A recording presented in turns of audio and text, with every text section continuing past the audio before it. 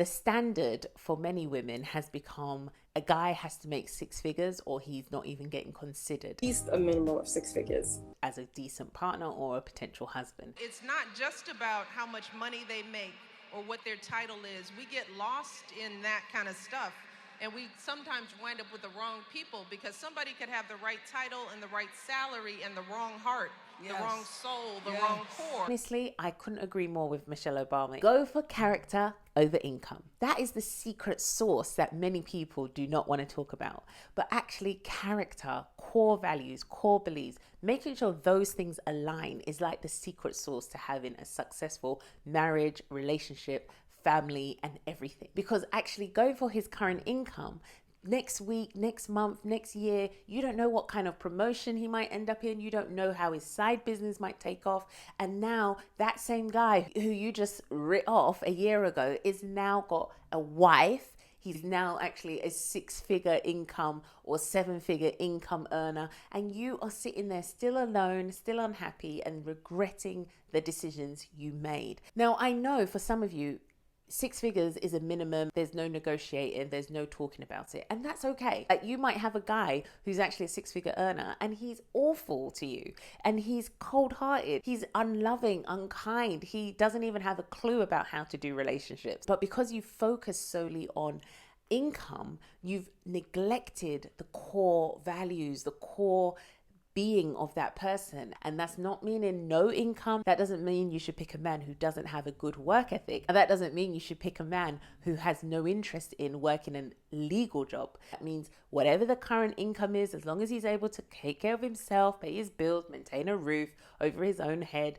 all those things, that's cool. Guys, don't misquote me. That does not mean you cannot have a standard of saying, okay, I don't want to date someone who's riddled head to toe in debt and doesn't see debt as a problem and actually has a very different financial outlook on life from me. Because actually that doesn't align with your values. Your core values might be to live debt free, and actually working or being with someone who consistently loves and enjoys debt and doesn't place any value on trying to grow their income or save, that just wouldn't align. And that's completely okay to not be interested in a guy like that. Be wise with how you apply this information. So in this video, I'm going to be breaking it down for you how to choose a partner wisely. So for example, if for me, I'm a Christian and I want someone who shares the same faith, then that might be a core belief that I believe in God. I want to make sure that our beliefs align, our beliefs connect. I might really value the importance of honesty. I might really value the importance of being able to be vulnerable. Now, if I'm thinking about those core elements, I'm going to be thinking about, do I see traits of this in my husband to be or in the partner I'm choosing? Is this something that he values? Or is this person someone who's quite closed off and reserved and quite rigid and withdrawn? Does our value system around how we communicate, does it align with focusing on the character of that man? Whether that's his tenacity to persevere through some of the most difficult circumstances, whether that's his drive and his ambition, whether that's his kind-hearted nature, whether that's his ability to be very compassionate, whether that's his ability to love his family, value his mother, value his brothers, his sisters, whether that's his ability to actually get up and go to work on time and have a good work ethic. His character is what you need to focus on.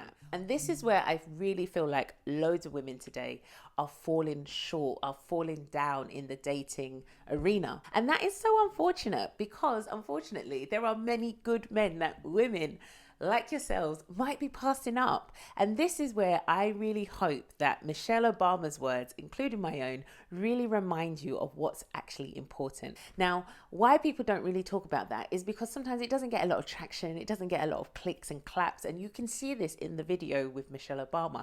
Many women aren't going like, woo, and yeah. No, people do not cheer for this, because this is the real nitty gritty that people who are in successful marriages, and successful marriages, I'm talking about the ones that have managed to stand the test of time, the ones that have managed to actually go through the highs, go through the lows, and come back out of it.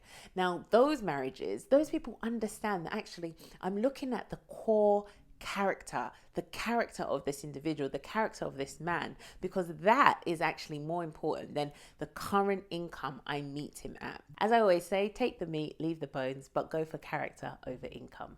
If you've not yet subscribed to this channel and you enjoy content like this, then make sure you hit that subscribe button and click the bell so you never miss another video upload. And of course, you can also follow me on Instagram at Simply Sherna.